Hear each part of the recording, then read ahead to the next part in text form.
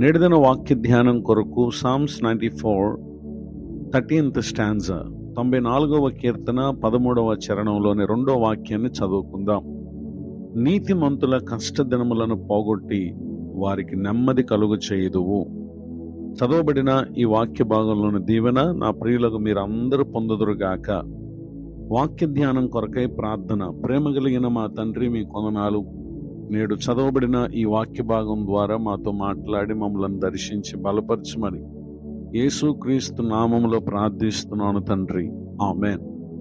చదవబడిన ఈ వాక్య భాగంలో మన ప్రభువైన యేసుక్రీస్తు వారు, ఆయన యందు విశ్వాసం ఉంచిన వారు తాము ఎదుర్కొనేటటువంటి కష్ట దినములను ఆయన తెలిసినటువంటి దేవుడై ఉండి నిశ్చయముగా వాటిని ఆయన పోగొట్టి వారికి నెమ్మదిని అనుగ్రహించినటువంటి దేవుడు అనేటటువంటి విషయాన్ని తెలియజేయటాన్ని సంతోషిస్తున్నారు.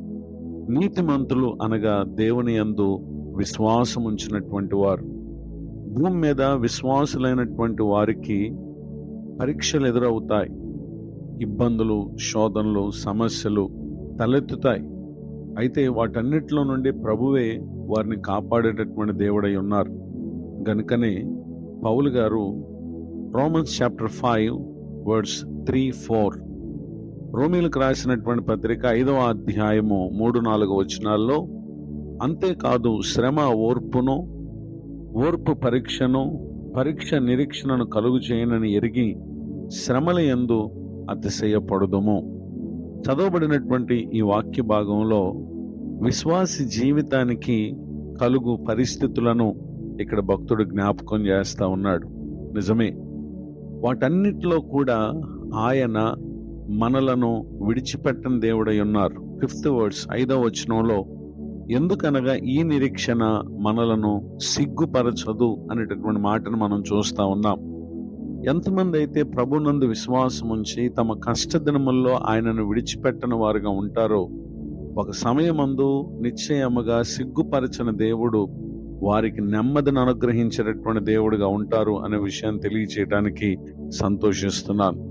పరిశుద్ధ గ్రంథంలో రాయబడినటువంటి ఒక సంఘటనను మనం పరిశీలన చేసినట్లయితే book of Job chapter 42 verse 10, యోబు గ్రంథం 42వ అధ్యాయము 10వ వచనంలో రాయబడినటువంటి వాక్యాన్ని మనం చదివినట్లయితే, మరియు యోబు తన స్నేహితుల నిమిత్తం ప్రార్థన చేసినప్పుడు యెహోవా అతని క్షేమస్థితిని మరలా అతనికి దయచేసెను, మరియు యోబునకు పూర్వం కలిగిన దానికంటే 2 అధికముగా యెహోవా అతనికి దయచేసెను.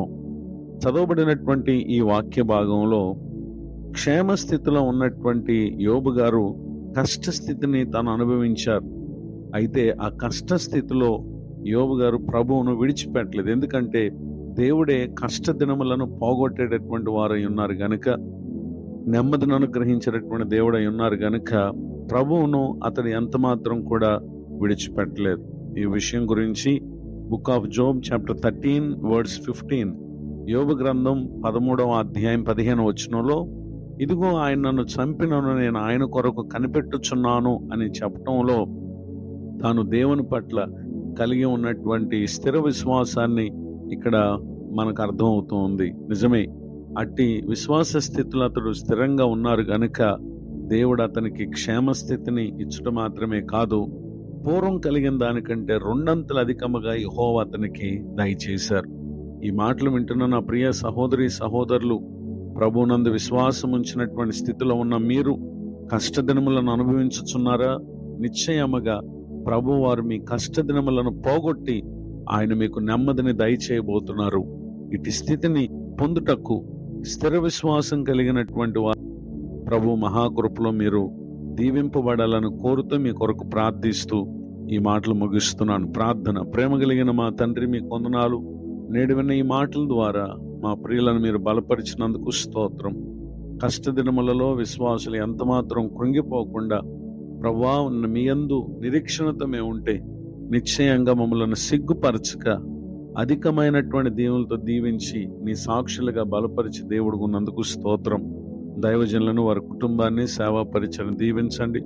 కృంగిన వారిని, దుఃఖితులను, వేదనలో ఉన్న వారిని ఆదరించండి. మరి యొక్క నూతన సంవత్సర దయాకిరీటాన్ని దినం పొందిన మా ప్రియులను మీరు దర్శించుమి, తమ్ముందున కాలమంతా తోడే నడిపించమని యేసుక్రీస్తు నామములో ప్రార్థిస్తున్నాను తండ్రి, ఆమెన్. తండ్రి కుమార పరిశుద్ధాత్మ దేవుడితోడు నడిపించునుగాక. ఆమెన్.